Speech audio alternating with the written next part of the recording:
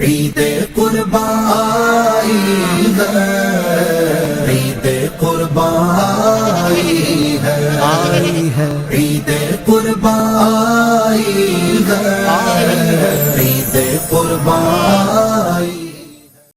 جی السلام علیکم، شرجیل میر صاحب کیسے ہیں آپ؟ ٹھیک ہیں، خیریت سے؟ انجمن تاجران کے صدر ہیں ماشاءاللہ، آپ کی بڑی اچھی ورکنگ ہے، تو کیا کہتے ہیں آپ اس حوالے سے؟ انجمن تاجران کے جب سے صدر بنے ہیں تو انجمن تاجران ماشاءاللہ دن بدن گروتھ کر رہے ہیں، تو اس بارے میں آپ کیا آگاہی دیتے ہیں؟ بسم اللہ الرحمن الرحیم۔ سب سے پہلے آپ کا شکریہ کہ آپ نے مجھے مدعو کیا اپنے پروگرام میں۔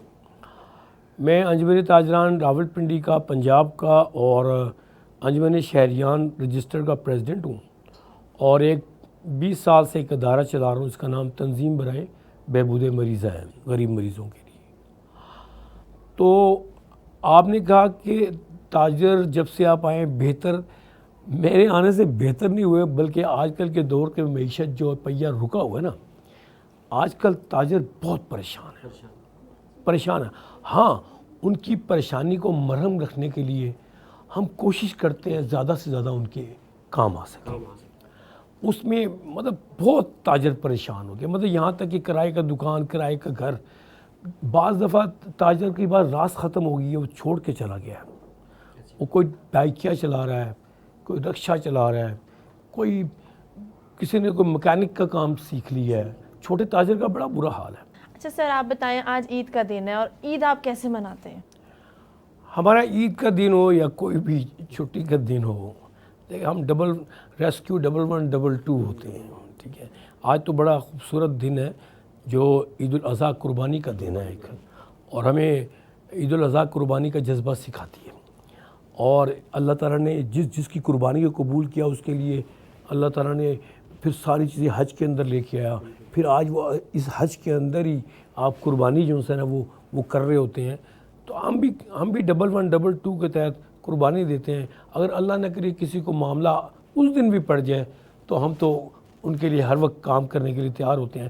عید کی خوشیاں اسی طرح ہوتی ہیں کہ لوگوں کی مدد کی جائے، انسانیت کی مدد کرنے سے بڑی عید کوئی نہیں، اور یہ عید قربانی کا جذبہ لے کے آئی ہے۔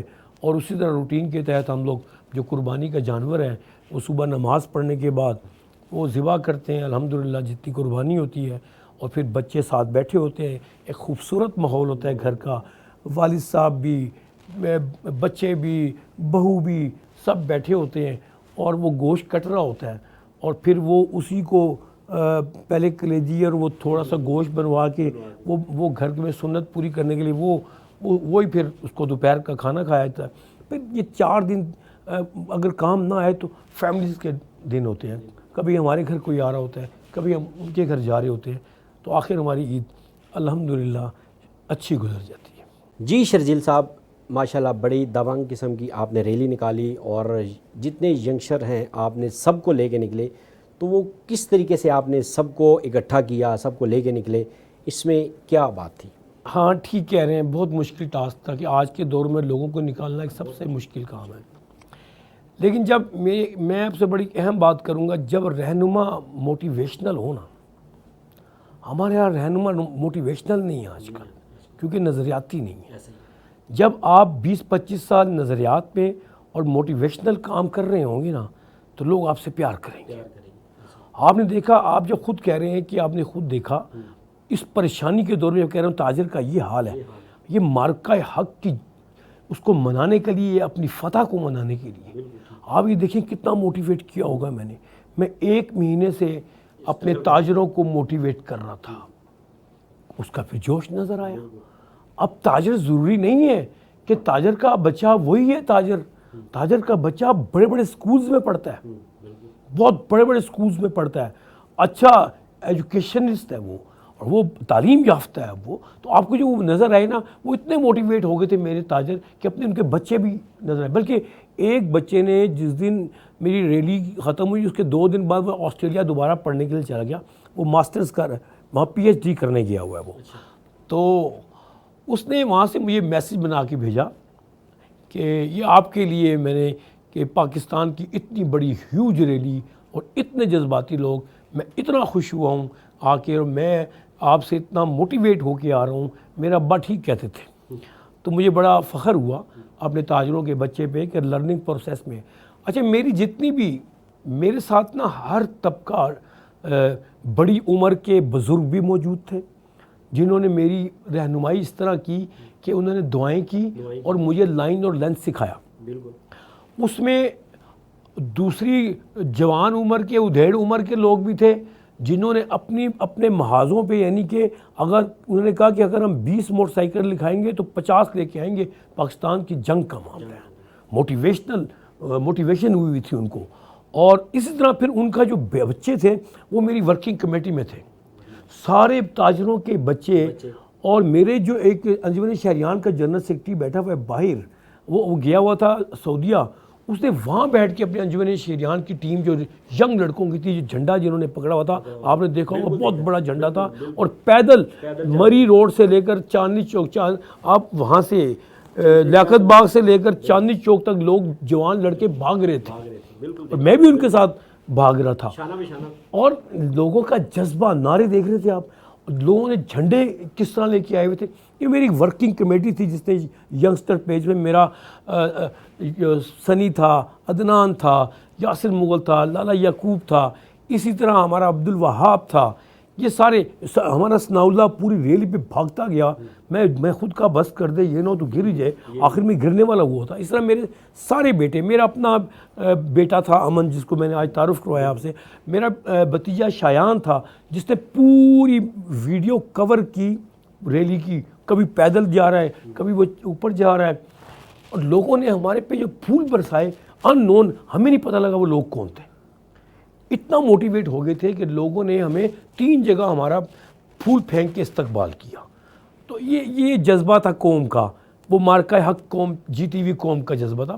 فاتح قوم ہے, ہم نے دنیا کو بتایا فاتح اگر تاجر یہ ہے تو اور کیا ہوگا. جی شرجیل صاحب, لاسٹ میں آپ ہمارے ون پلس کو کیا پیغام دیں گے, اور جتنے ینگسٹر ہیں ان کو کیا آگاہی دیں گے کہ وہ آنے والے ٹائم میں کیا کریں؟ دیکھیں میرے زیادہ تر توجہ اس وقت نا ینگسٹر پہ ہے جی. ہم کوشش کر رہے ہیں کہ اس کو انگیج کریں کسی نہ کس طرح. ہمارے بچے تو انگیج ہو گئے ہیں, وہ اچھے ایجوکیشن لے کے, کوئی کسی نے اپنا کون سا بزنس بڑا کر دیا, جوائن کر دیا. وہ میں ہمیشہ کہتا ہوں کڑا ہوا کڑا ہوا باپ موجود ہوتا ہے, پڑھا لکھا بیٹا آتا ہے, گروم کرتا ہے اب اس کا کاروبار. لیکن اسی طرح انجمن شہریان نے ہم دوسرے جو ہمارے ینگسٹر ہیں ان کو بھی انشاءاللہ ہم مختلف قسم کے پروگرامز کریں گے, مختلف قسم کے سیمینارز کریں گے, اس میں موٹیویٹ کریں.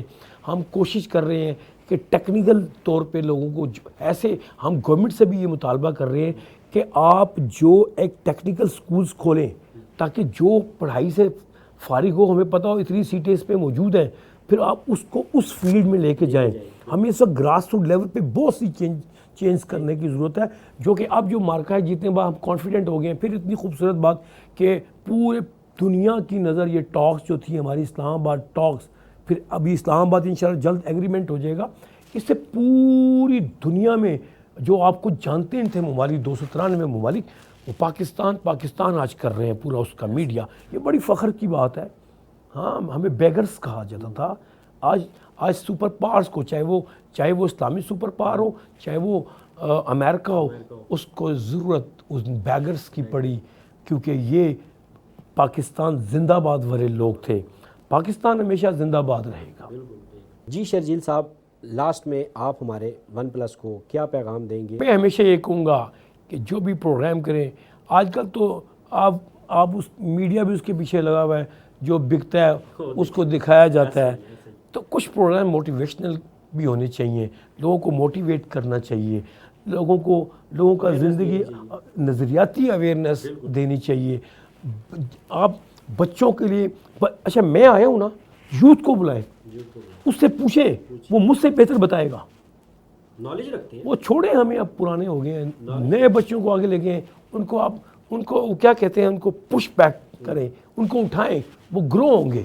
جو میں آج باتیں کر کے جا رہا ہوں, شاید میرا پڑھا لکھا بچہ مجھ سے بہت اچھی بات کرے گا, اور اس کے ذہن میں میرے سے اچھی بات ہوگی, وہ مجھ سے زیادہ اچھی بات کر سکے گا. ہاں ان کو لے کے آئیں ٹی وی پروگرام میں, تاکہ آپ کا جو پروگرام ہے وہ ایک خوبصورت پروگرام ہو جائے. عید قربان آئی ہے عید قربان آئی ہے عید قربان آئی ہے عید قربان